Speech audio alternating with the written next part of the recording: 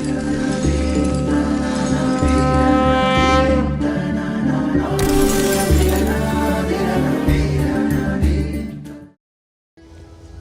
શ્રી સ્વામિનારાયણ. વહાલા ભક્તો, ભગવાન શ્રી સ્વામિનારાયણ દીક્ષિત નંદ સંત જીવન ચરિત્ર પરમહંસ ગાથા ભાગ પેલો.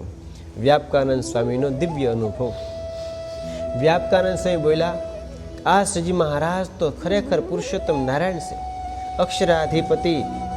જેમ પૃથ્વીને આધારે મનુષ્ય, ઝાડ, પશુ, પક્ષી, પર્વત આદિક રહે છે, તેમાં પુરુષોત્તમ નારાયણના આધારે અક્ષર, અક્ષરના મુક્તો અને મહામાયા, મહાપુરુષ, પ્રધાન પુરુષ, આ સર્વ વિરાટાધિક એના આધારે રહે છે અને હરિકૃષ્ણ પુરુષોત્તમ નારાયણની ઉપાસના કરે છે. વળ્યા સહજાનંદ સ્વામી પુરુષોત્તમ નારાયણ કેવા છે? તો અનંત કોટી અક્ષરના માલિક છે. અક્ષર તથા મુક્ત તે પુરુષોત્તમ નારાયણને આગળ સંપૂર્ણપણે પરતંત્ર છે, જ્યારે ભગવાન તે સંપૂર્ણપણે સ્વતંત્ર છે. કરતા છે, અકર્તા છે અને અન્યથા કરતા પોતે સમર્થ છે. રામાનંદ સ્વામી તથા પૂર્વે થયા જે રામકૃષ્ણ ભગવાનના અવતારો, આ સર્વે ભગવાન પુરુષોત્તમ નારાયણની લીલા છે. હું અક્ષરધામમાં જે જોઈને આવ્યું છું એ જ કહું છું. આજ દિવસ સુધી મને રામાનંદ સ્વામીની નિષ્ઠા મળતી નથી, પણ આજ ખબર પડી કે પુરુષોત્તમ નારાયણ તો આ છે. રામાનંદ સ્વામી જેવા અનેક મુક્તો એમાં સમાઈ જાય છે. આવા સર્વોપરી ભગવાન છે. પછી ઊભા થઈને ભગવાન સ્વામિનારાયણ આગળ હાથ જોડીને વિનંતી સહિત દંડવત પરિક્રમા કરી પગે લાગ્યા બોલ્યા, મહારાજ હવે શાંતિ થઈ ગઈ. આજથી આ સેવક તમારી સેવામાં, જેમ તમારી આજ્ઞા એમ મહારાજ અમે કરશું. તમારે જીભ વળે અમે અમારું શરીર વાળશું. તમે કહો એમ જ કહીશ.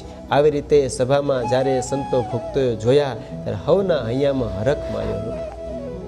વ્યાપકાનંદ સ્વામીની વાત સાંભળી રામાનંદ સ્વામીના નિશ્ચયવાળા જે હતા અથવા બીજા જે મતવાળા હતા તેમને આ વાત માન્યામાં આવી નહીં.